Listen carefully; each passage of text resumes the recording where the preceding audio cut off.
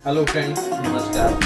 मैं राहुल पांडे आपका short hand platform पर स्वागत करता हूं। जैसा कि अभी एक न्यूज आई है, जूनियर असिस्टेंट यूपी अधीनस्थ 1262 की टाइपिंग की डेट आ गई है, जिनका सेंटर भी बता दिया गया है। आज एडमिट कार्ड भी आ गया है। यह परीक्षा टाइपिंग स्किल टेस्ट आपका 19 दिसंबर से लेके 29 दिसंबर तक एग्जाम होना है, जिनमें आप लोग अपने एडमिट कार्ड को चेक कर लीजिए।